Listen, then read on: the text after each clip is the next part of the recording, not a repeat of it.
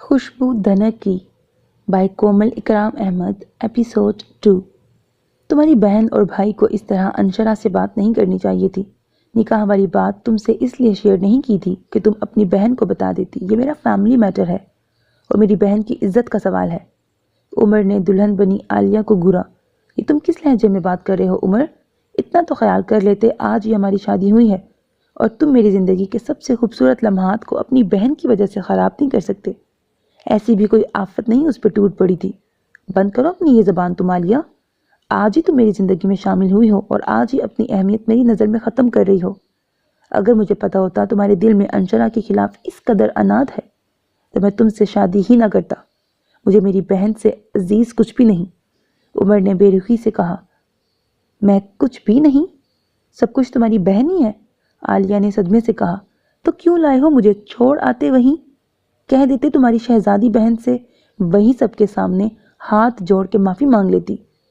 मुझे नहीं मालूम था उमर वो सबके सामने अंशरा से पूछ लेगी। मुझे फिक्र थी अंशरा की, परेशान थी मैं, और इस परेशानी में मेरे मुंह से निकल गई एक ज़रा सी बात। आलिया ने आखिर तक बात और लहजा बदलते कहा।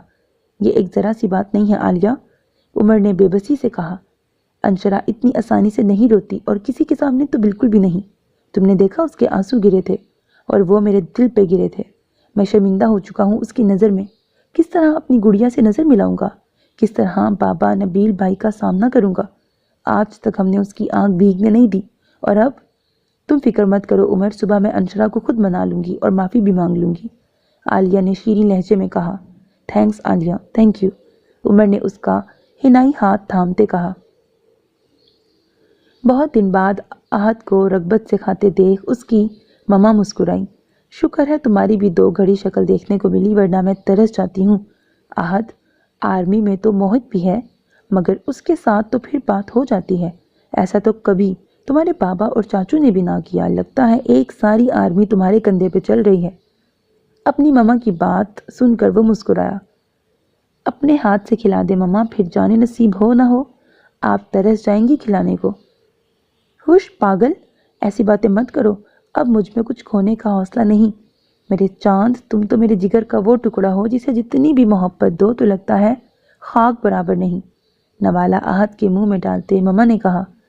उसी वक्त हशाश बशाश सा यूनिफॉर्म में तैयार मोहित टेबल के गिर्द आके बैठा और जबी आहत यकदम खड़ा हुआ। अच्छा ममा, चलता हूँ। प्यार लेने को आहत ने सर झुकाया और बाहर निकल गया। मोहित का मुस्कुराता चेहरा तारीक हो गया। उसकी भूरी खफा आंखों ने दूर तक आहत को जाते देखा। एक साथ जाने और आने वाले अब रास्ता बदल चुके थे। वो दुनिया में एक साथ आए थे, एक सी शक्ल सूरत लिए, एक सी जहानत लिए। फ़र्क था तो सिर्फ आंखों के बेमायनी से रंग का, मगर अब फासले इस कदर बढ़ चुके थे कि मोहित को गुजरी ज़िंदगी ख्वाब सी लगती। तुम लोग हनीमून पर कब जा रहे हो? मिसेस जिब्रान ने आलिया से पूछा। बस कुछ ही दिन तक, आलिया ने मुस्कुराते सरसरी सा जवाब दिया। वैसे कहाँ जा रहे हैं आप भाई? नारान का गान, कोहाट, नथिया गली, अंशरा ने पुरजोश से लहजे में पूछा। फ्रांस, उमर ने यक लफ्ज़ी जवाब दिया। वाह भाई, फ्रांस मैं भी चलूँ? क्यों नहीं, ज़रूर, उमर ने बिना सोचे समझे कहा। फ्रांस तो हम भी जा रहे हैं, क्यों ना अंशरा हमारे साथ चले? नबील ने धमाका किया। आप भी हनीमून पे जा रहे हैं? अंशरा ने मासूमियत से पूछा। सानिया को अच्छू लगा। नहीं मेरी जान, मेरा ट्रांसफ़र वहाँ हो चुका है, इसलिए मैंने सोचा अपनी गुड़िया को भी ले जाऊं। आलिया के चेहरे पर फैली नागवारी तो किसी ने देखी नहीं, मगर अंशरा के चेहरे पर बुझते दिए सबने देखे। भाई, मैं तो नहीं जा सकती हमेशा के लिए वहाँ, और यहाँ मैं कैसे रहूँगी आपके बिना? हाँ, मुझे आदत नहीं है आपके बिना रहने की, पुरशिकवा लहजे में कहते वो उठी और नाश्ता छोड़ती अपने कमरे में बंद हो गई। जैसे जैसे नबील के जाने के दिन करीब आ रहे थे, अंशरा खुद साख्ता खौल में सिमटती जा रही थी। उमर, हारिस, जिब्रान साहब, किसी की मोहब्बत भी उसे उस मसनूई खोल से ना निकाल सकी। आखिरकार आसिया जिब्रान को अंशरा की तन्हाई का हल मिल गया। जाने से पहले अंशरा की रुखसती कर दो। आसिया जिब्रान की बात ने अंशरा के सर पर धमाका किया। आलिया की खुशी की इंतहा न रही। बिना मोहब्बत किए अंशरा से जान छूट रही थी। बिला जवाज अच्छा बनकर पूरा दिन उसके चौंचले उठाने का अब ड्रामा नहीं करना होगा। مگر انشرا بہت چھوٹی ہے، میں کیسے اس پہ یہ ظلم کر دوں؟ نبیل نے کہا۔ کوئی نہیں چھوٹی، میری نند تو 15 سال کی عمر میں شادی ہوئی تھی اور تمہاری دادو کی تو اس سے بھی کم۔ کیا ہم پر ظلم ہوا ہے؟ ہم خوش نہیں رہے؟ میں ماں ہوں انشرا کی، دشمن نہیں۔ پردیش جا رہے ہو، اتنی آسانی سے کام چھوڑ کر یہاں نہیں آ پاؤ گے بار بار۔ بہتر ہے اسے کسی مضبوط سہارے کے ساتھ چھوڑ کے جاؤ۔ تم جاؤ تو اسے سنبھالنے والا کوئی تو ہو۔ لیکن ماما وہ… لیکن چھوڑو، کل بھی تو یہی ہونا ہے، آج کیوں نہیں؟ وہ فیصلہ کن لہجے میں بولی۔ آپ مجھے ساتھ لے جائیں مگر یہ مت کریں، انشرا نے بے بسی سے کہا۔ ماما کی بات نہیں ٹال سکتا، اور پھر تمہاری آہت سے ناراضگی بھی تو ختم کروانی ہے۔ میں مر جاؤں گی بھائی، مجھے ان کے حوالے مت کریں۔ بے بسی تھی۔ نبیل نے انشرا کو اپنی پناہ میں لیتے کہا، میری گڑیا کو جب بھی ضرورت ہوئی میں آ جاؤں گا، اور مجھے آہت پر یقین ہے وہ کبھی میری بیٹی کے ساتھ کچھ غلط نہیں کر سکتا۔ دیکھا نہیں تمہارے انکار کے بعد بھی کیسے آرام سے نکاح کر لیا؟ مجھے ان سے ڈر لگتا ہے بھائی، مجھے اپنی قسمت سے ڈر لگتا ہے، انشرا نے خوف زدہ لہجے میں کہا۔ کیا کوئی بات ہے انشرا جو تم اپنے بھائی سے چھپاتی ہو؟ کیا ہوا ہے تم دونوں کے درمیان؟ انشرا کے سامنے پھر وہی منظر گھوم گیا اور اپنی ماں کا وہ تھپڑ۔ ایسی کوئی بات نہیں بھائی، آپ جیسے خوش ہیں میں بھی خوش ہوں، دل میں اٹھتا میٹھا سا درد دباتے انشرا نے کہا اور بہت تھکے ہوئے انداز میں پیشانی نبیل کے شانے سے لگا دی۔ میرا پیارا بچہ، جب بھی ضرورت ہوئی مجھے اپنے قریب ہی پاؤ گی، انشرا کو پیار کرتے نبیل نے کہا۔ نبیل آتے ہوئے پھول والے کو آرڈر دے آئیے گا۔ یہ ثانیہ کی چوتھی کال اس نے دفتر میں ریسیو کی تھی اور فرما برداری جی اچھا کہہ دیا، اور ہاں اسے ڈیٹ بتا دیجیے گا، یہ نہ ہو کہ وہ انتظام نہ کر سکے۔ جی اور کچھ؟ نبیل نے تحمل سے پوچھا۔ نہیں بس آپ یہی کر دیں تو بہت ہے، کہہ کر کھٹاک سے فون رکھ دیا گیا۔ اس کے ٹھیک آدھے گھنٹے بعد نبیل کو ثانیہ کی کال پھر سے موصول ہوئی۔ جی حکم؟ وہاں فرما برداری کی انتہا تھی جسے محسوس کیے بنا کہا گیا۔ لائٹنگ والے کو اچھے سے گھر کا حدود اربا سمجھا دیجیے گا۔ جی کہہ دوں گا، اور کچھ؟ آپ سمجھ گئے نا میری بات؟ وہاں بہت فکر مندی سے پوچھا گیا۔ جی اچھے سے سمجھ گیا، اور کچھ؟ نہیں آپ یہی کر لیں تو بہت ہے، کہہ کر کھٹاک سے فون رکھ دیا گیا۔ نبیل نے مسکرا کر پین پکڑا اور لسٹ میں یہ بھی لکھ لیا۔ اس کے ٹھیک 1 گھنٹے بعد پھر نبیل کو کال موصول ہوئی۔ نبیل، کھانا 1 ڈش ہونا چاہیے، لوگ کھاتے کم ہیں پھینکتے زیادہ ہیں، مٹن کی کوئی ڈش کر لیجیے گا، چکن یا بیف 1 ڈش میں اچھا نہیں لگتا۔ پھر 15 منٹ بعد پھر کال ملا کے بتایا گیا کہ 1 ڈش کا مطلب یہ نہیں ہے کہ میٹھا نہیں بنانا، میٹھے میں فرنی یا آئس کریم کا آرڈر کر لیجیے گا۔ پھر 1 گھنٹے کے بعد کال ملانے پہ نبیل کا نمبر بند تھا۔ کتنے لاپرواہ ہے نبیل، ہماری انشرا کی شادی ہے اور ان کو فکر نہیں، میں اکیلی کہاں جاؤں؟ شہاب نے بے دلی سے ٹی وی آف کیا اور ماں سے بولا، آپ پاپا کو کام کرنے دیں گی تو وہ فری ہو کے شادی کا کام کریں گے نا؟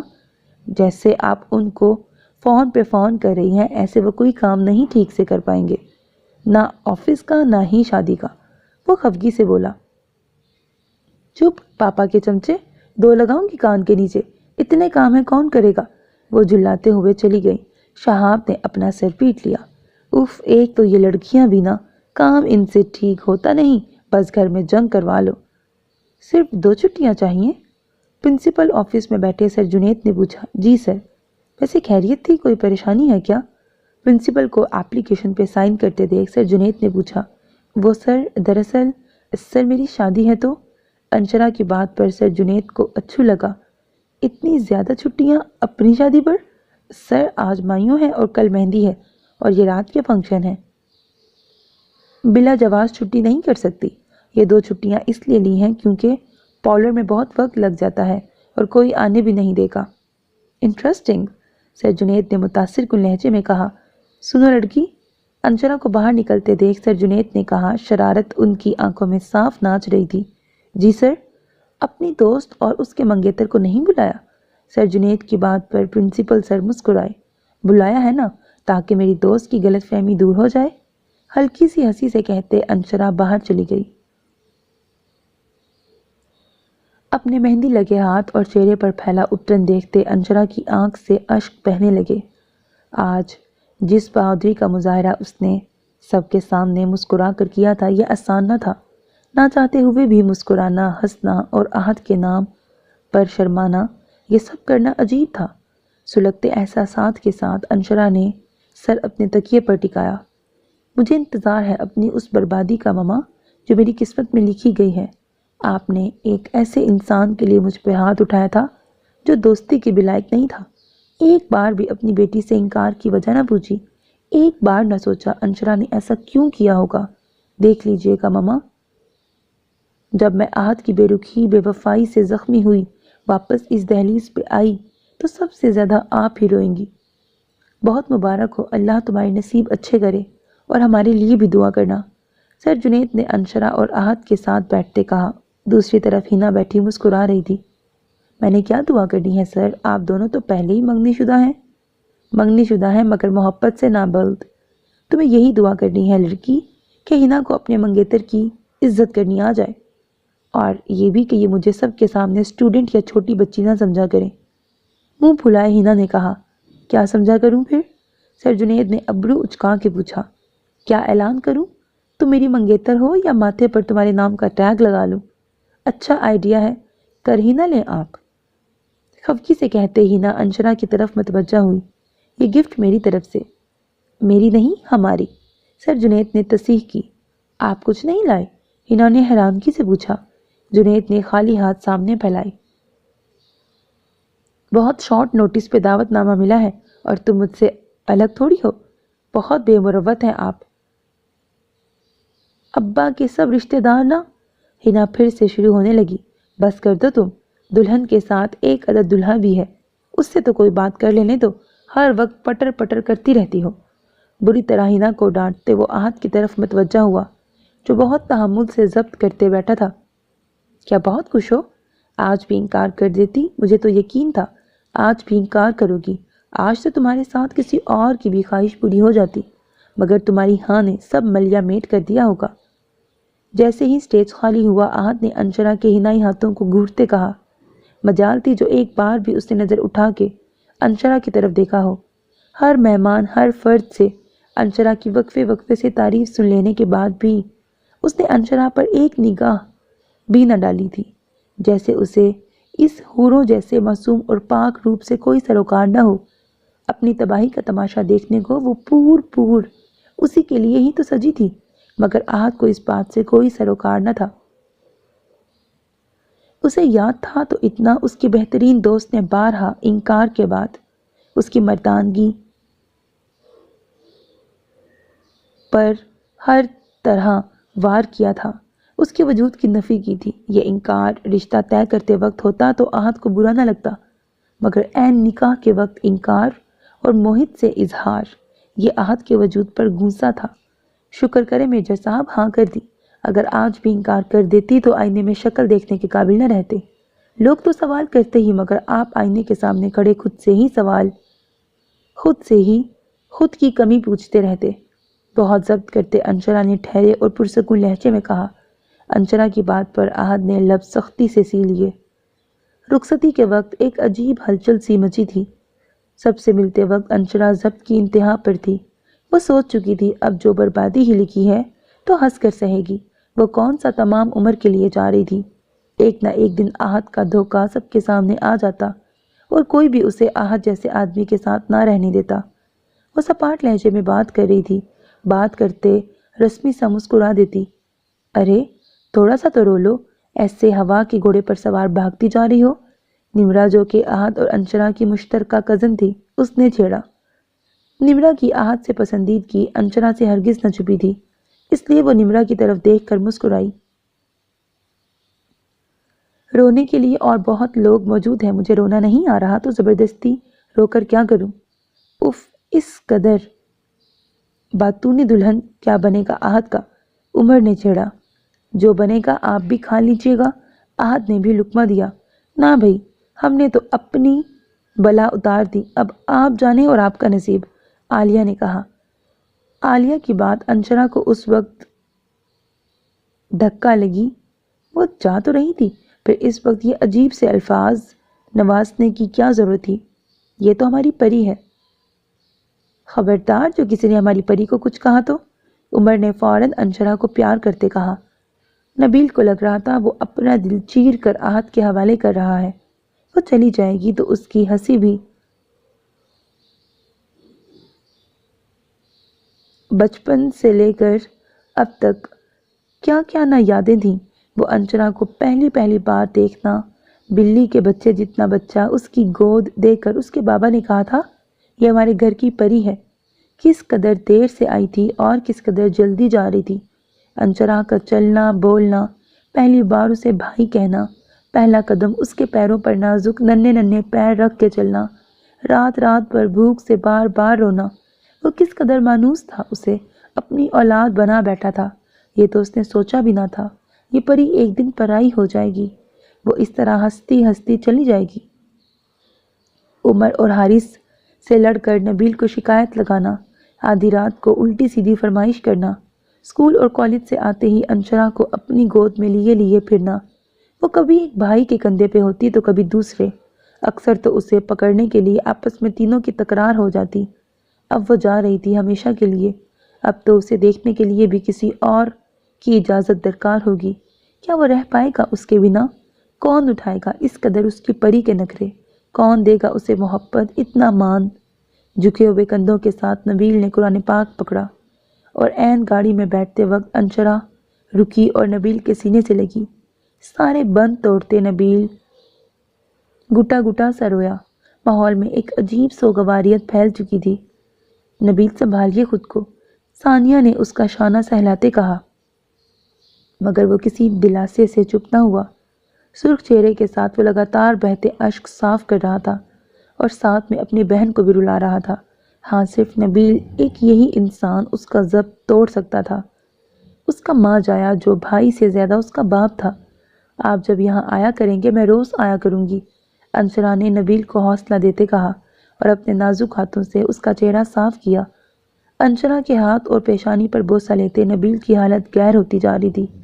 نبیل کو اس طرح ٹوٹتا دیکھ سب کی آنکھیں جلملا گئیں۔ یہ دیکھیں بھائی، میں نے آپ کے دیے ٹاپس نہیں اتارے، ان کے اوپر سے جھمکے پہن لیے ہیں۔ انشرا کی بات پر نبیل روتے میں ہلکا سا مسکرا دیا۔ اسے اپنے سینے سے لگائے وہ مچلتے دل کو سکون دینے لگا۔ Good boy.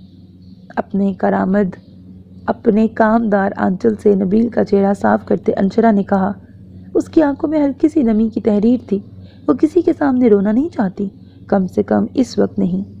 وہ کون سا تا عمر کے لیے جا رہی تھی جو روتی؟ ایک نہ ایک دن اسے لوٹ آنا تھا۔ میرے بھائی کا دھیان رکھنا ہے آپ دونوں نے۔ عمر اور حارث کو انشرا نے انگلی اٹھا کر وارن کیا۔ کیوں، ثانیہ بھابی کہیں جا رہی ہیں؟ اور عمر بیچارہ، اسے کیوں عالیہ بھابی سے مار پڑوانی ہے؟ حارث نے ہنستے ہوئے کہا۔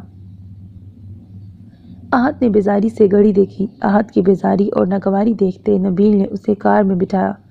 بہت سی دعاؤں اور محبتوں کے حصار میں وہ ایک انچاہی زندگی کی طرف چلی گئی۔ بے شمار رسموں کے بعد انشرا کو اس کے کمرے میں لے جایا گیا۔ وہ تنہا بیٹھی اپنی بربادی اور تباہی کی اگلی داستان کے بارے میں سوچ رہی تھی جب احد کمرے میں داخل ہوا۔ آتے ہی وہ الماری کی طرف گیا جیسے وہ کمرے میں اکیلا ہو اور کوئی ذی نفس موجود نہ ہو۔ اپنے کمرے سے نکلتے وہ فریش ہونے گیا۔ انشرا کی نظر بے ساختہ واش روم کے دروازے تک گئی اور اس کا لاک کھلتا دیکھ جھک گئی۔ اپنے گیلے بالوں میں ٹاول لگاتا وہ اجرت میں باہر آیا اور بال بنانے لگا۔ رسٹ واچ پہننے کے بعد احد نے پرفیوم اٹھایا مگر پھر کچھ سوچ کر واپس رکھ دیا۔ الماری کی طرف واپس جاتے احد نے ایک بیگ نکالا اور موبائل پر کسی کو میسج کرنے لگا۔ لیپ ٹاپ کھول کر کچھ چیک کرتے وہ بار بار موبائل کی طرف متوجہ ہو رہا تھا۔ انشرا بدھ بنی منتظر تھی کب وہ اس کی ذات کے پرکھچے اڑانے آئے اور کب وہ چیخ چلا کر اس کا سچ سب کو بیان کرے، مگر سب کچھ ایک چھوٹے سے بیگ میں پیک کرتے احد نے بیگ پہنا اور انشرا کی طرف گیا۔ انشرا کے سامنے وہ جیسے بیٹھا، انشرا کے ہاتھ پیر سن ہونے لگے۔ احد کے جھکنے پر اس کی روح فنا ہونے لگی۔ یہ وہ کیا کر رہا تھا، کیا کرنے جا رہا تھا؟ وہ سوچ ہی رہی تھی جب احد نے ہاتھ بڑھا کر انشرا کے پیچھے پڑے تکیوں کو ہٹایا اور ایک جیولری کیس نکالتے بنا کچھ کہے انشرا کے سامنے رکھا۔ کھڑکی کی طرف جاتے وہ رکا، جو اپنی توہین محسوس کرتے اسے گھور رہی تھی۔ احد کے دیکھنے پر سٹپٹائی اور نظر جھکا گئی۔ احد نے آج پہلی نظر اسے دیکھا تھا اور دیکھتا ہی رہ گیا تھا۔ اس کے چہرے پر پھیلتی سرخی احد کو اپنی ملکیت ہونے کا اعزاز بخش رہی تھی۔ اس کے کمرے میں سجی سنوری بیٹھی اس کی دوست اب اس کی شریک حیات تھی، مگر ایک عجیب سی خلش تھی جو نہ دکھائی دیتی نہ ختم ہوتی۔ میں صبح تک واپس آنے کی کوشش کروں گا، جب تک میں واپس نہ آؤں دروازہ مت کھولنا۔ مہمانوں کی وجہ سے میں اس طرف سے نہیں جا سکتا، اسی میں ہم دونوں کے گھر کی عزت ہے۔ بہت ہی تحمل اور ٹھہرے ہوئے انداز میں کہتے احد کھڑکی سے باہر کود گیا۔ انشرا کھڑکی کے ہلتے پٹ دیکھتی رہ گئی اور پھر ہاتھ بڑھا کر بھیک میں دیا گیا منہ دکھائی کا تحفہ اٹھایا، جسے بہت محبت سے احد نے خریدا تھا۔ انشرا کو یاد تھا یہ بہت سال پرانا ہے، اور جب احد نے کہا تھا میں اپنی وائف کو یہ دوں گا۔ جیولری باکس کھولتے انشرا نے وہی کڑے دیکھے جس پہ احد اور مسز احد لاک میں ننھا سا کندا تھا۔ باکس بند کرتے انشرا نے سائڈ ٹیبل پہ رکھا اور چینج کر کے سو گئی۔ آج کی مشکل رات اتنی آسانی سے کٹ جائے گی یہ اس کے وہم و گمان میں بھی نہ تھا۔ صبح کے 7 بج رہے تھے، بمشکل رات کٹ جانے کی نوید ملتے نبیل کچن کی طرف گیا، مگر اس سے پہلے حارث اور عمر کھٹ پٹ کرتے موجود تھے۔ ثانی جلدی سے بریک فاسٹ بنوا لو، ہمیں انشرا کی طرف جانا ہے۔ بریک فاسٹ تیار ہے جناب، آپ ہی دیر سے اٹھے ہیں، ثانیہ نے ہنستے کہا۔ آپ کی طرح سب نے ہی جاگ کے رات گزاری ہے، اور صبح سے یہ دونوں میری ہیلپ کروا کر دنیا کا سب سے لذیذ بریک فاسٹ بنوا رہے ہیں۔ ویری نائس، میں بس 5 منٹ میں آیا۔ مسکراتے ہوئے نبیل اپنے کمرے کی طرف گئے۔ ابھی تک تو سب سوئے ہیں، میں انشرا کو اٹھاتی ہوں، پھپھو نے سب کو اچانک صبح صبح دیکھتے کہا۔ نبیل نے گھڑی کی طرف دیکھا جہاں گھڑی صبح کے 7:30 بجا رہی تھی۔ اب اتنا بھی جلدی نہیں آئے ہم؟ بنا شرمندہ ہوئے نبیل نے حارث کا لٹکا چہرہ دیکھتے کہا۔ ہلکی سی دستک کی آواز پر انشرا کی آنکھ کھلی۔ پھپھو کی آواز پہچانتے اسے یاد آیا وہ کہاں ہے اور کیوں ہے۔ ساتھ ہی گزری رات احد کی دی گئی ہدایت یاد آئی۔ گھڑی دیکھنے کے بعد اپنے پہلو پہ بے سدھ سوتے احد کی طرف دیکھ کر وہ چونکی اور آہستگی سے اٹھ کر دروازہ کھولا۔ ایم سوری بیٹا، مگر وہ تمہارے بھائی آئے ہیں، میرا خیال ہے رات بھر وہ سوئے نہیں، احد کو بھی اٹھا دو۔ بینا نے ہلکی سی روشنی میں اوندھے سوئے ہوئے احد کو پیار سے دیکھتے کہا۔ انشرا کی پیشانی چومتی وہ جانے لگی جب وہ بولی، میں بھائی سے مل لیتی ہوں۔ کہتے ہوئے انشرا باہر آنے لگی۔ پھپھو نے روک دیا۔ بیٹا، اکیلے جاؤ گی تو تمہارے بھائی کیا سوچیں گے؟ احد کو اٹھا دو اور اچھے سے تیار ہو کے آنا۔ انشرا کا گال تپتپاتے وہ نرمی سے بولی۔ جی اچھا پھپھو، انشرا نے سعادت مندی سے کہا۔ جلدی آنا، سب رات جاگتے رہے ہیں، سبھی کی آنکھیں سرخ ہیں، پھپھو ہنستے ہوئے بتانے لگیں، پھر دعائیں دیتی چلی گئیں۔ دروازہ بند کرتے انشرا نے گہرا سانس لیا۔ یہ کب آئے اور سونے کے لیے یہی جگہ ملی تھی؟ احد کو گھورتے وہ اپنے لیے ڈریس منتخب کرنے لگی۔ ولیمے کی شاندار تقریب کے بعد سب لوگ احد کے گھر تھے۔ کچھ ہی دیر تک نبیل اور ثانیہ چلے جاتے انشرا کا دل عجیب بجھا بجھا سا تھا۔ میری گڑیا کا دھیان رکھنا احد، میں نے بہت پیار اور محبت سے انشرا کو پالا ہے، بالکل ایک تتلی کی طرح جس کے رنگوں کو نہ میں نے خراب ہونے دیا ہے، نہ کسی بھنورے کو اس کی اور دیکھنے دیا ہے۔ اب یہ تمہارے پاس ہے تو اس کا خیال رکھنا۔ میں نے اپنی بہن یا بیٹی تمہیں نہیں دی، ہم نے اپنے دل کو چیر کر اس کا سب سے قیمتی حصہ تمہیں دیا ہے۔ ایئرپورٹ کے لیے نکلتے نبیل نے احد سے کہا۔ انشرا تو سسک اٹھی۔ بھائی، مجھ سے نہیں رہا جائے گا، انشرا نے کس قدر بے بسی سے کہا۔ مجھے ایسا لگتا ہے میرا بھائی نہیں، میری خوش بختی مجھ سے دور جا رہی ہے۔ کسی خوف کے احساس سے انشرا نے کہا۔ خوش پگلی، خوش بخت تو میری گڑیا خود ہے۔ ہم ہر روز بات کریں گے اور جب بھی ہو میں ملنے آیا کروں گا۔ سارا پیار بھائی کے لیے ہے اور میرے لیے کیا ہے؟ ثانیہ نے اس کا دھیان بٹانے کو کہا۔ آپ جیسی بھابھی تو کسی کی بھی نہیں ہوتی ثانی بھابھی، آپ میری سب سے اچھی دوست ہیں، سب سے پیاری بھابھی، میں آپ کو بہت مس کروں گی، مجھے پری اور شہاب بھی بہت یاد آئیں گے، انشرا نے روحانسی آواز میں کہا۔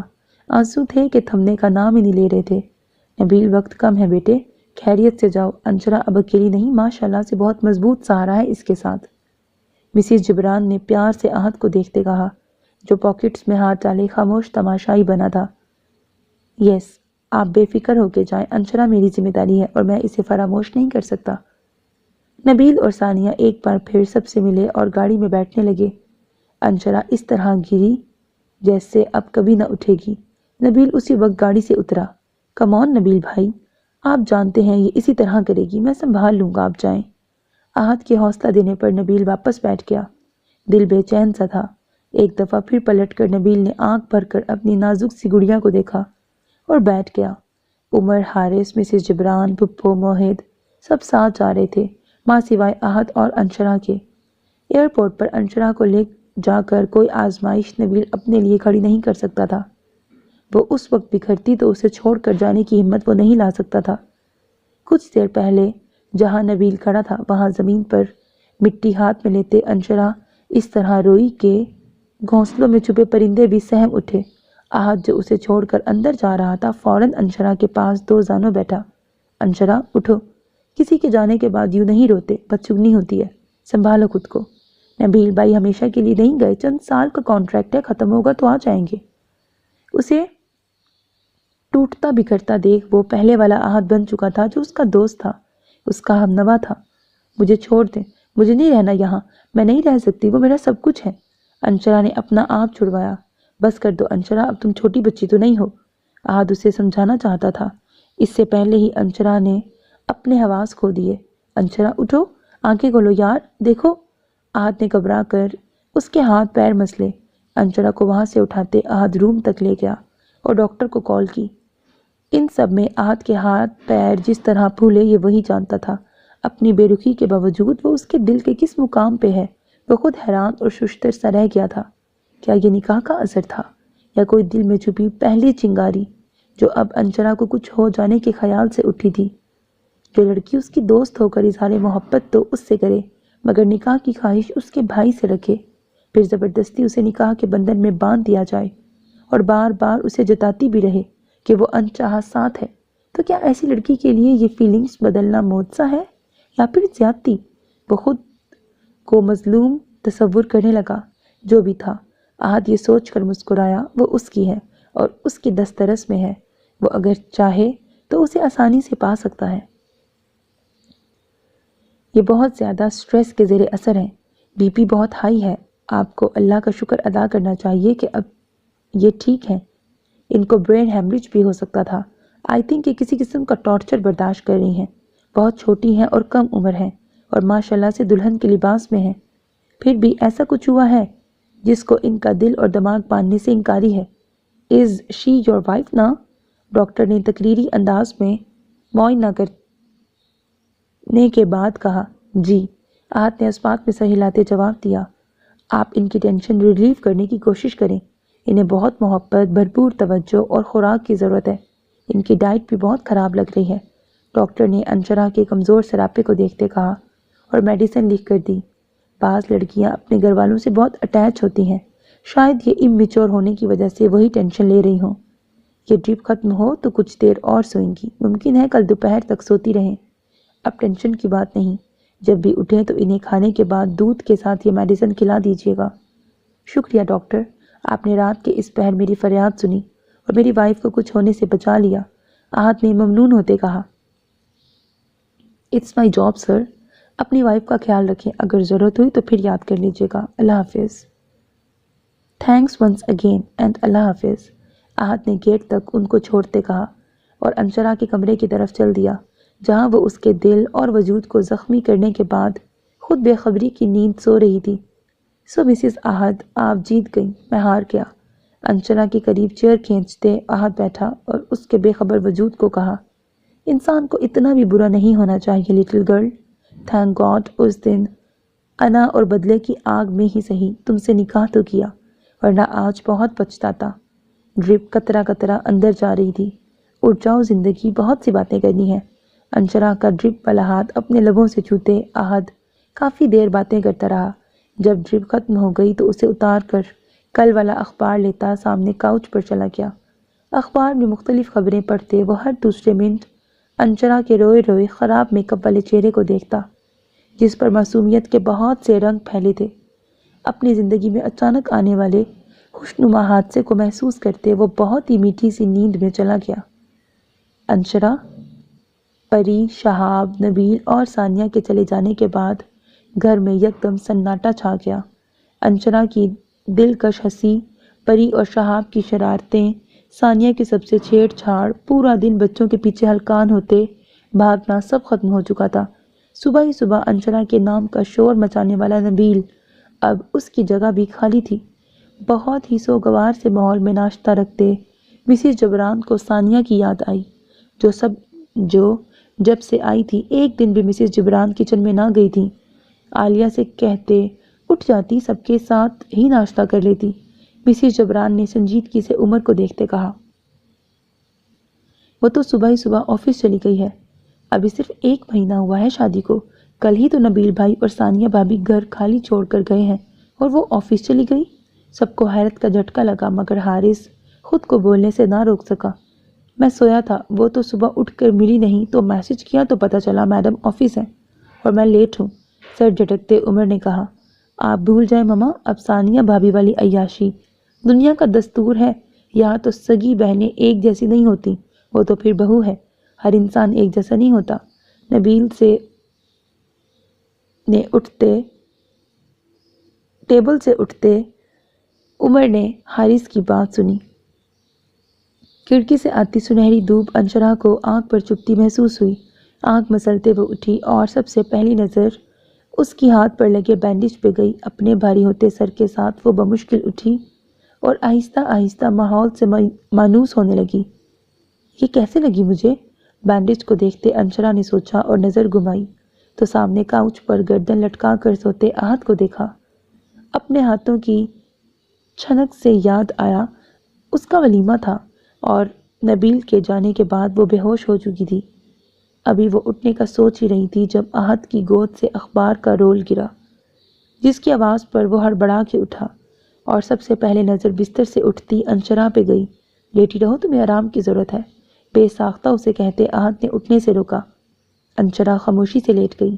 ایک بار پھر آنکھیں نبیل کی یاد میں بھیگنے لگی۔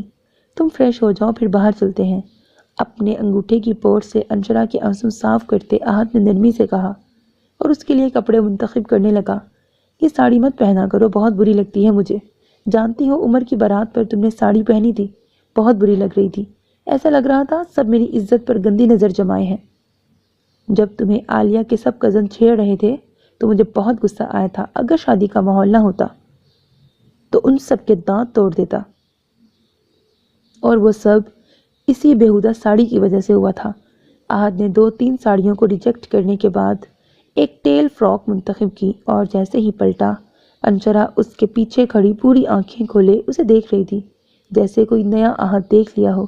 کیا دیکھ رہی ہو؟ پہلے کبھی نہیں دیکھا ایسا خوبصورت شوہر؟ مسکراتے ہوئے احد نے کہا اور ڈریس اسے پکڑایا۔ کیوں کر رہے ہیں آپ یہ سب؟ اچھا بننا اور محبت دکھانا؟ کیونکہ میرے بھائی سے وعدہ کیا ہے آپ نے، ڈرتے ہیں ان سے، یہی وجہ ہے نا؟ انشرا کی معصومیت پر احد تا دیر مسکرایا، پھر اس کی غلط فہمی دور کرنے کو اس پر جھکا اور اسے قریب کیا۔ ڈرتا تو میں کسی سے بھی نہیں ہوں مسز احد، بس کچھ ہو گیا ہے مجھے، بے خودی میں کہتے احد مزید جھکا۔ اس سے پہلے وہ کوئی گستاخی کرتا اسے بری طرح دھتکارتے انشرا کا ہاتھ اٹھا تھا۔ احد اس کے جنون پر ساکت رہ گیا۔ نفرت ہے مجھے آپ سے، زہر لگتے ہیں مجھے، خبردار جو مجھے ہاتھ بھی لگایا، کراہیت محسوس ہوتی ہے مجھے۔ انشرا جنونی انداز میں بول رہی تھی، اس کی طبیعت پھر سے نہ بگڑ جائے اس لیے احد خاموشی سے چلا گیا۔ انشرا کی طبیعت کچھ بہتر ہوئی؟ احد رات گئے واپس آیا تو لاؤنج میں کھڑی اپنی ماں سے پوچھا۔ موہت نے نظر اٹھا کر احد کے ستے ہوئے چہرے کو دیکھا اور اس کی ماں نے چپتی نظر احد پہ ڈالی۔ احد 5 دن سے بچی کو بخار ہے، وہ چڑچڑی ہوئی ہے، تم صبح صبح نکل جاتے ہو، رات گئے آتے ہو، نئی شادی جیسا کوئی چارم مجھے ہمارے گھر نظر کیوں نہیں آتا؟ آخر کیا پوری آرمی تمہارے سر پہ چل رہی ہے؟ موہت بھی تو ہے، وہ تو اس طرح نہیں کرتا، بہت مشکل سے اسے کچھ کھلایا ہے، چند دن میں کمبلا کے رہ گئی ہے میری بچی۔ احد تھکے ماندے چہرے سے ہلکا سا مسکرایا۔ میری پیاری ماں، آپ کی بچی اپنے بھائی کے عشق میں بیمار ہے، آپ اسے سمجھاتی نہیں اور مجھے ڈانٹتی رہتی ہیں، ابھی خبر لوں اس کی تو رونے لگ جائے گی۔ کہاں بھی ہے اسے سر پہ مت چڑھائیں، جس قدر اسے پیار سے سمجھائیں گی وہ اسی قدر بیمار رہے گی اور ہم سب کی نرمی کا فائدہ اٹھائے گی۔ انسان کو کسی پر اتنا انحصار نہیں کرنا چاہیے کہ اس کے بنا سانس لینا بھی مشکل ہو جائے۔ کوئی بھی کبھی بھی ہمیشہ ساتھ نہیں رہتا، رشتے، انسان سب ایک نہ ایک دن ختم ہو جاتے ہیں۔ ہمیں اتنا عادی صرف خود کا ہونا چاہیے۔ احد کی ماما نے گہرا سانس لیا۔ احد، اتنی جلدی تو کسی کی کوئی عادت نہیں جاتی، تم بہت سختی برت رہے ہو۔ اچھا میری پیاری ماں، اس وقت آپ میری ماں کم اور انشرا صاحبہ کی پھپھو زیادہ لگ رہی ہیں۔ صبح بات ہوتی ہے، ابھی بہت تھک گیا ہوں۔ اپنی ماں کے شانے دباتے احد اپنے روم کی طرف گیا۔ بار بار نمبر ملانے پر بھی نمبر بزی آ رہا تھا، مطلب وہ نمبر کاٹ رہا تھا۔ چوتھی بار جھلا کر فون پھینکنے ہی والی تھی کہ فون آ گیا۔ کہاں تھے تم؟ کب سے فون ملا رہی ہوں۔ اگر تمہیں میری پرواہ نہیں اور کہنا چاہتے ہو کہ میں بھاڑ میں جاؤں تو کہہ دو، میں کچھ کھا کے مر جاتی ہوں یا کسی ٹرک کے نیچے آ جاتی ہوں۔ روبیل کی خفا غصے سے بھرپور آواز سن کر اس کا شوہر ہنسا اور ہنستے ہنستے دوہرا ہو گیا، بس کرو روبی، تم تو ہر وقت تیز مرچ کھائے رہتی ہو۔ سچ بتاؤ، کہاں تھے تم؟ اس انشرا کے پاس تھے نا؟ روبیل کی اس بات پر اس کے شوہر کے مسکراتے لب بھیج گئے۔ روبی، میں نے بہت بار کہا جب ہم بات کر رہے ہوں تو انشرا کو بیچ میں مت لایا کرو۔ وہ میرے لیے جس قدر قابل عزت ہے اسی قدر تم بھی۔ تمہاری میری زندگی میں اپنی جگہ ہے، مگر اس کا ایک الگ مقام۔ ہاں، اگر تب بھی تم انشرا ہی کی بات کرنا چاہتی ہو کرو، مجھے کوئی اعتراض نہیں، مگر اچھے الفاظ میں بات کرو۔ بے حد سنجیدگی سے سمجھائی گئی بات روبیل کو اپنے منہ پر تماچے کی طرح لگی۔ وہ سلگ اٹھی۔ اگلی بات اس سے بھی غیر متوقع تھی۔ تم مجھے اپنی ماں سے کب ملوا رہے ہو؟ کب بتا رہے ہو انہیں کہ ان کی ایک پوتی بھی ہے؟ Excuse me? اس کے شوہر نے چونک کر پوچھا۔ تمہارے اور میرے درمیان کب یہ بات ہوئی تھی کہ میں تمہیں اپنی ماں سے ملواؤں گا؟ تم شاید بھول رہی ہو، تم نے یہ نکاح خود خفیہ رکھا تھا، اور اب اتنے سال تمہارے ساتھ گزارنے کے بعد میں اپنے گھر والوں کو یہ دھچکا دے دوں؟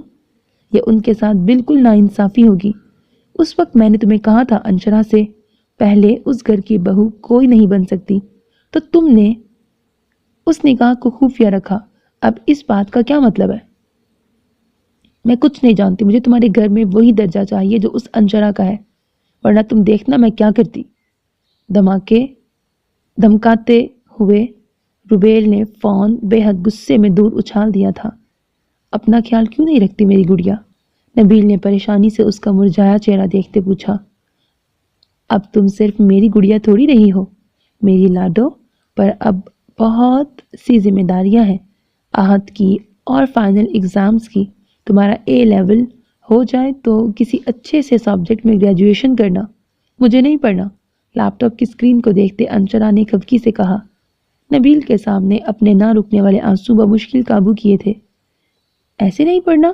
میری بے عزتی کرواؤ گی، لوگ کیا کہیں گے؟ نبیل جبران کی اکلوتی بہن ان پڑھ ہے، مجھے بچی سمجھ کے مت سمجھائیں بھائی، بس ابھی میرا دل نہیں کرتا جانے کو۔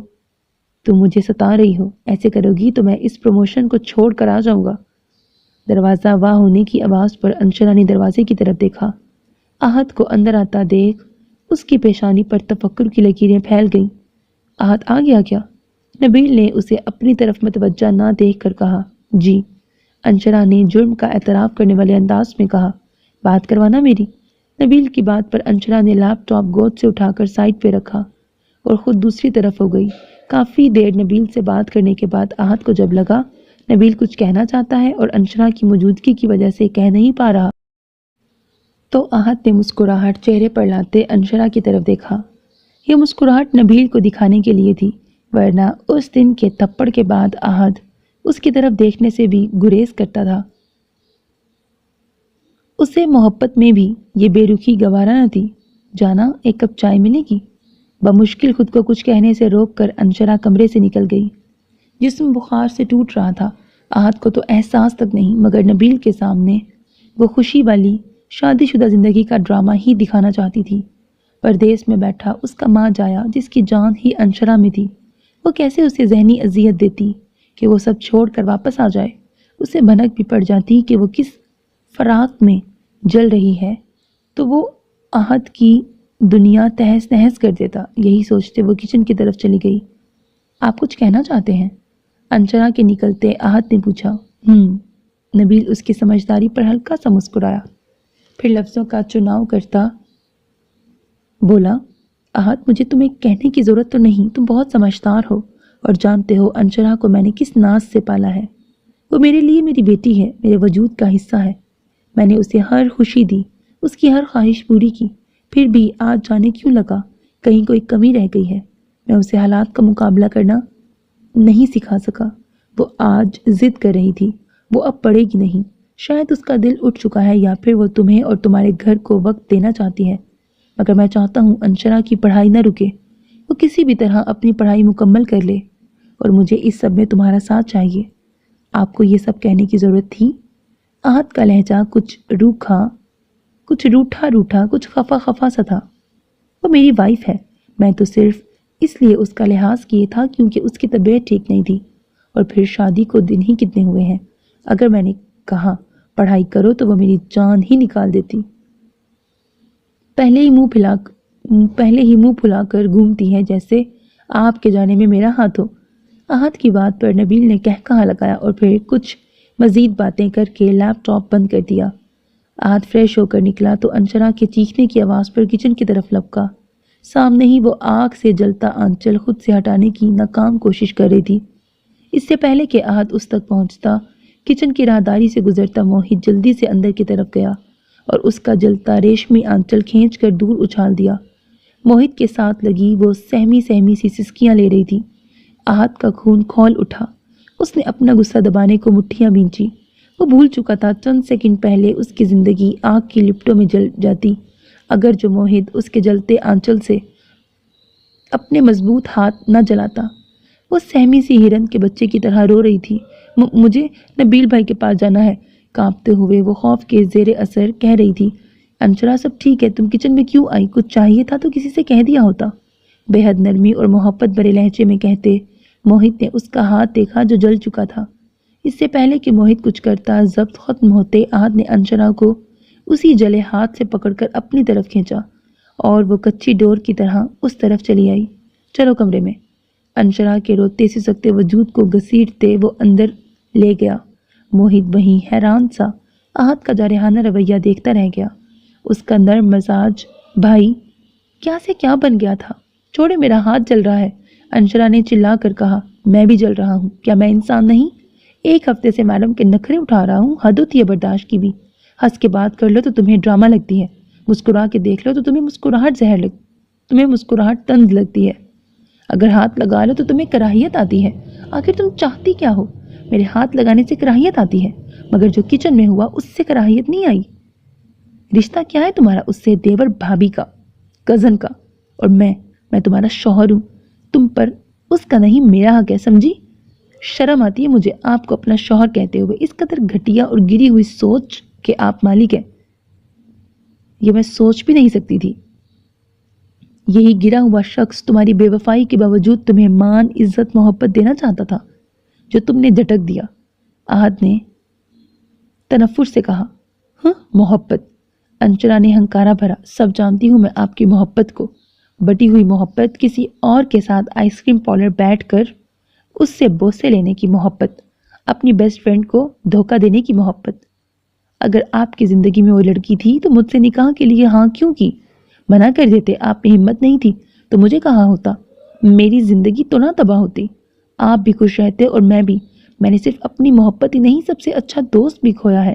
میرے حصے میں نارسائی زیادہ ہے، جانتے بھی ہیں کس قدر کربناک ہوتا ہے اپنی محبت کو کسی اور کے ساتھ اس طرح دیکھنا۔ آہت کے لیے یہ انکشاف حیران کن تھا، وہ ششتر رہ گیا۔ اپنی آنکھوں سے دیکھا ہے میں نے محبت کو، وہاں اس شام ذلیل اور رسوا ہوتے ہوئے۔ انشرا تم اس لیے ناراض تھی؟ ریلیکس مائی گرل، میں سمجھاتا ہوں۔ وہ اس دن میرے ساتھ، مجھے کچھ نہیں سمجھنا، جو سمجھنا سمجھانا تھا وہ میں اسی دن سمجھ چکی تھی۔ ایسی ہی محبت تھی تو مجھے اس حالت میں کچن بھیجا جب میں خود آپ پر ڈیپینڈ کرتی تھی۔ یہ ہے آپ کی محبت؟ انشرا نے جلی ہتھیلی پھیلائی۔ انشرا اور بھی کچھ کہہ رہی تھی، آہت سنے بنا باہر نکل گیا اور چند منٹ بعد ایک ٹیوب لایا۔ انشرا کا ہاتھ پکڑ کر زبردستی اسے لگانے لگا۔ انشرا نے آہت کے ہاتھ میں اپنے دوسرے ہاتھ سے ناخن گاڑے۔ رکو جنگلی بلی، ابھی بتاتا ہوں۔ آہت نہ جانے کیوں مسکرا رہا تھا۔ انشرا کو حیرت ہوئی اور غصہ بھی آیا۔ اپنا بھانڈا پھوٹ جانے کے بعد وہ مسکراتا ہی جا رہا تھا، نہ شرمندگی کے کوئی آثار تھے، نہ پکڑے جانے کا خوف۔ انشرا کے ہاتھ پر بینڈیج کرتے آہت نے اس کی کلائی کو چوما۔ انشرا کے اندر کرنٹ لگا، اس نے بے ساختہ اپنی کلائی چھڑانی چاہی۔ یہ محبت کا مرہم ہے، دنیا کا سب سے جلدی اثر کرنے والا مرہم۔ انشرا کی تھوڑی اٹھائے وہ محبت سے بتا رہا تھا۔ پہلے والی نرمی یکدم لوٹ آئی تھی۔ بلا وجہ ناراض ہو، لیکن تم جیلس ہو، یعنی مجھ سے بہت محبت کرتی ہو، اور نکاح والے دن موہت کا نام تم نے مجھے جلانے کے لیے لیا تھا۔ میں تمہیں بتاؤں مجھے تم سے کتنی محبت ہے؟ میں اپنے کس عمل سے تم پر محبت جتاؤں؟ کہتے ہوئے آہت اس پر جھکنے لگا جب وہ اسے دھکیل کر کھڑی ہوئی اور کسی طوفان کی طرح پھٹ پڑی۔ محبت ہے نہیں تھی، محبت مر چکی۔ اسی دن جب آپ کی بے وفائی دیکھی، آپ کا دوگلا پن دیکھا، اسی دن وہیں پر ہماری دوستی بھی ختم ہو گئی تھی۔ مجھے آپ سے نفرت کا رشتہ بھی نہیں رکھنا۔ انشرا کی بات پر آہت زور سے ہنسا اور ہنستے ہنستے بستر پہ گرا۔ مجھے نہیں پتا تھا میری چھوٹی سی معصوم سی دوست مجھے اتنا چاہتی ہے۔ میں تو تمہیں بچی ہی سمجھتا تھا۔ یہ تمہارا شدید ریاکشن شدید والی محبت کی گواہی ہے۔ آہت نے اسے چھیڑا۔ میرے پاس بیٹھو گی تو اپنی صفائی میں کچھ کہوں گا۔ آہت نے اس کی کلائی تھامی۔ ڈونٹ ٹچ می، خبردار جو آپ نے مجھے ہاتھ لگایا۔ تا عمر میں سوچتی رہی ایک فوجی دھنک کی خوشبو کی طرح ہوتا ہے جس کو سانسوں میں اتارنا زمین والوں کے نصیب میں نہیں۔ خود کو دنیا سے منفرد لڑکی بنانا چاہتی تھی، مگر آپ؟ انشرا پل بھر کو رکی اور آہت کی مسکراتی سرمئی آنکھوں میں دیکھا جہاں پہلے والی دلکشی اور شرارت لوٹ آئی تھی۔ میں کیا؟ آہت نے اکسایا۔ آپ آہت، آپ ہماری پاک آرمی میں فوج کے نام پہ دھبا ہے۔ آپ جیسے بے غیرت رکھوالے ہوں تو چوروں کی کیا ضرورت؟ گلی گلی نگر نگر میں پان چھالیاں کھا کر اور سگریٹ پی کر موبائل پر سستے پیکج کر کے عشق لڑانے والوں اور آپ میں کوئی فرق نہیں۔ بس انشرا خاموش۔ یکدم آہت کا ہاتھ اٹھا اور وہ چیخا۔ انشرا اس کی تیز آواز پر کانپ اٹھی اور بے ساختہ ہاتھ گال پہ رکھا، مگر آہت کا تھپڑ مارتا ہاتھ ہوا میں ہی رکا تھا۔ اس نے ضبط سے مٹھیاں بھینچی۔ انشرا نے آہت کی طرف دیکھا جس کی سرمئی شرارتی آنکھوں میں دکھ ہلکورے لے رہا تھا۔ وہ اس دکھ کو سمجھ نہ پائی۔ کیا وہ سچ سن کے دکھی ہو رہا تھا کہ وہ پکڑا کیسے گیا؟ سب کچھ سننے کو تیار ہوں، مگر میری عقیدت پر حرف مت اٹھانا۔ انشرا، میں نے آج تک اپنے ملک کے لیے جو بھی کیا بہت خلوص اور بے لوث محبت میں کیا۔ آہت پلٹا اور باہر جانے لگا۔ دروازہ کھولا تو باہر پپو اور موہت کھڑے تھے۔ آہت کی خوبصورت آنکھیں جھکی تھیں۔ میں نے بہت کوشش کی مما، مگر میں اس قابل ہی نہیں کہ میری وائف مجھ سے میری چند لفظی صفائی ہی مانگ لے۔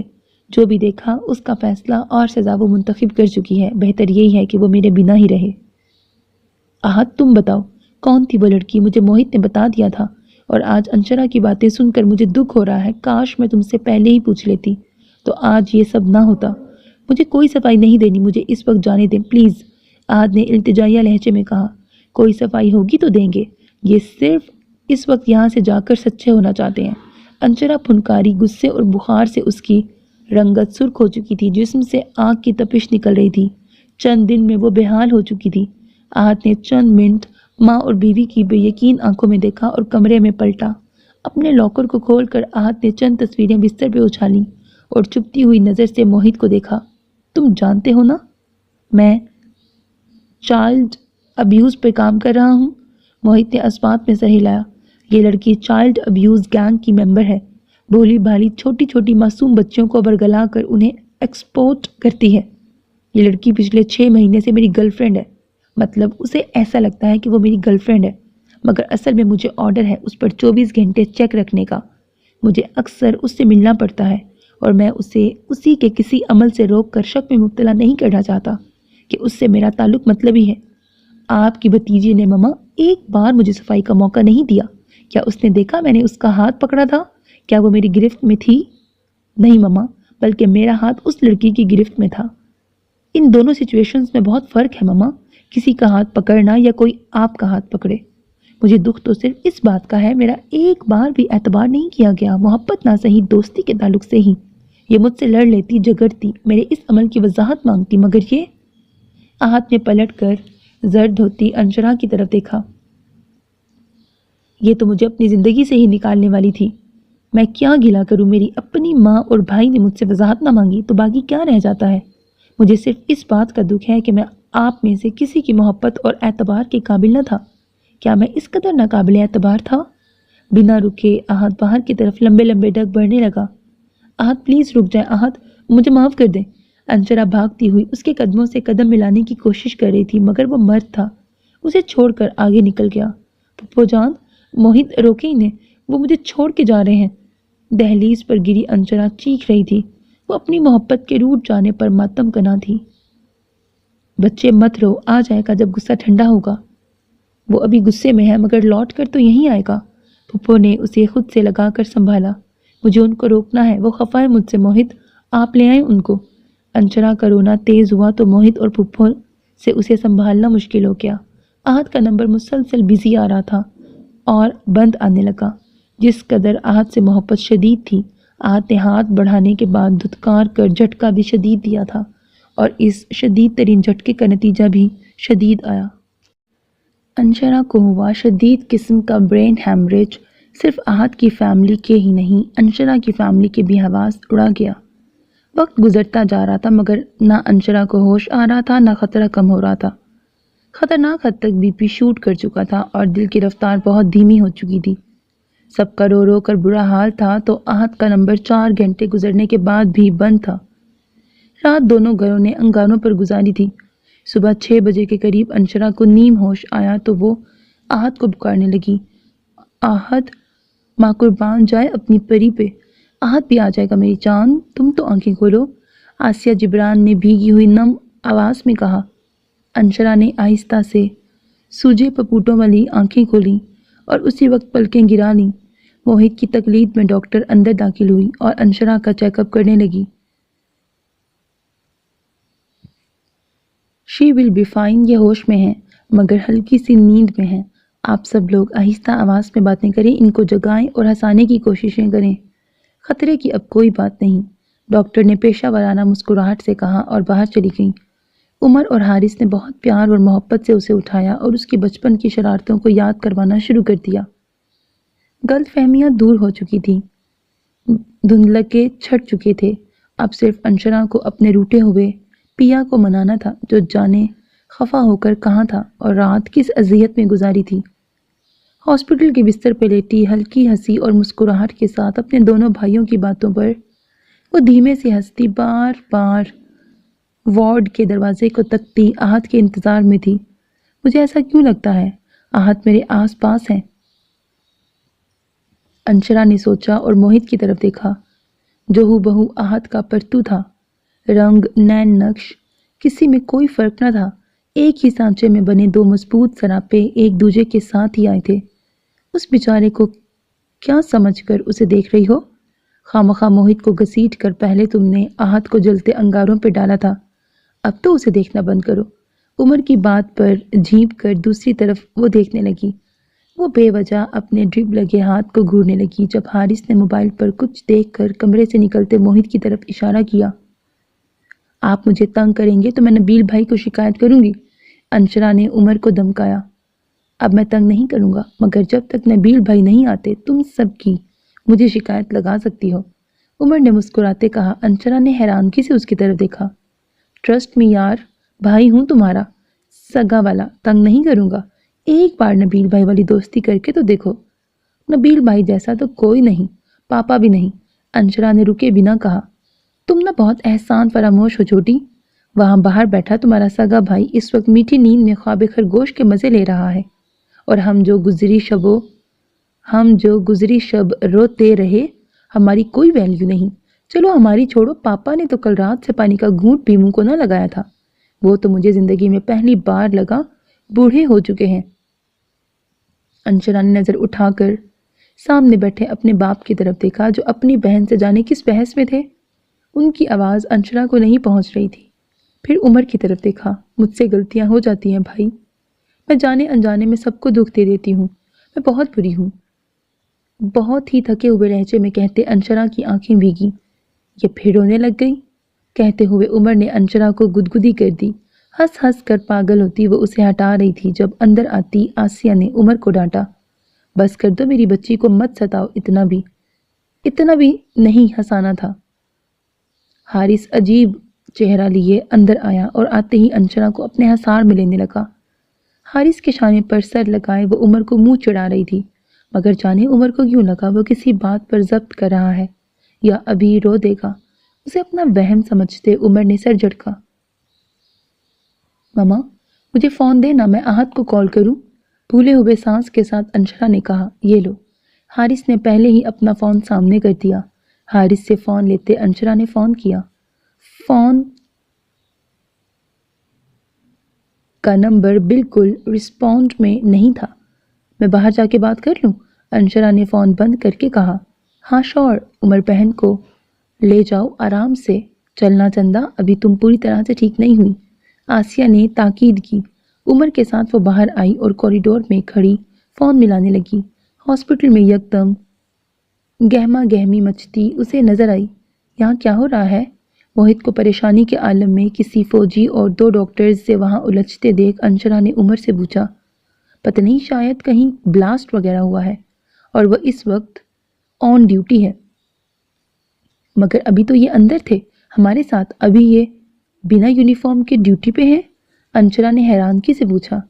اس کے پاس وقت نہیں ہوگا نا یونیفارم کا، اور بلاسٹ کی وجہ سے کافی ٹریفک جام ہے۔ عالیہ بھی بیچاری گھر میں پھنسی ہے، ورنہ تم سے ملنے آنا چاہتی تھی۔ عمر اس کو بتا رہا تھا، مگر اسی وقت موہت نے کسی ڈاکٹر کا گریبان پکڑا اور زور زور سے چلانے لگا۔ بھائی ایک بار ہمیں چل کے دیکھنا چاہیے، مجھے کہیں سے بھی اس وقت موہت آفیشل نہیں لگ رہے۔ تم اندر چلو، میں دیکھتا ہوں۔ موہت کی مزید بلند ہوتی آوازوں کو سنتے عمر پریشانی سے اس کی طرف گیا۔ آپ کا پیشنٹ مردہ حالت میں ہی لایا گیا ہے، آپ چاہے تو پوسٹ مارٹم کروا لیں، ہمارا اس میں کوئی قصور نہیں۔ ڈاکٹر بھی انسان ہوتے ہیں، وہ بھی صرف چند ایک کو بچا پاتے ہیں۔ اگر کسی انسان کے زندہ بچنے کی رتی بھر بھی امید ہو تو ہم لوگ اپنی جان لگا دیتے ہیں، مگر سر مردہ انسان کو زندہ کرنے کا ہنر سائنس نے ابھی تک نہیں دیا۔ ڈاکٹر نے اپنا گریبان چھڑوا کے کہا۔ کون سا پیشنٹ؟ کیا ہوا ہے موہت، سب ٹھیک ہے؟ عمر نے تشویش سے پوچھا۔ جی، آرمی آفیسر احد سکندر کی حادثاتی موت واقع ہو گئی ہے، ان کو ہی مردہ لایا گیا تھا۔ رات کو جس جگہ بلاسٹ ہوا وہ اس وقت جائے حادثہ پر آن ڈیوٹی تھے، اس وجہ سے وہ شہید ہو چکے ہیں۔ اب یہ ہے کہ ہم سے لڑ رہے ہیں، ہم کیوں کر ایک جوان فوجی کو جان بوجھ کے مردہ کہیں گے؟ ڈاکٹر نے عمر کے حواسوں پر بوم پھوڑا۔ وہی موہت چیخا، خبردار، جو میرے بھائی کو مردہ کہا۔ ایک بار پھر موہت نے چیخ کر ڈاکٹر کو دھکا دیا۔ موبائل کے گرنے کی آواز پر عمر پلٹا، اس کے عین پیچھے انشرا کھڑی تھی، ساکت، جامد، منجمد، بالکل بت کی مانند۔ اس کی آنکھوں میں اس قدر وحشت تھی کہ عمر دنگ رہ گیا۔ ہاتھ بڑھا کر عمر نے فوراً اسے خود میں بھینچ لیا، مگر انشرا اس طرح جامد تھی کہ کوئی پتھر کا بت ہو جس میں کبھی جان ڈلی ہی نہ ہو۔ سو میرے عزیز listener, this was the end of episode 2۔ Hope that you like it. اپنا بہت خیال رکھیے گا نیک تمناؤں کے ساتھ۔ اللہ حافظ۔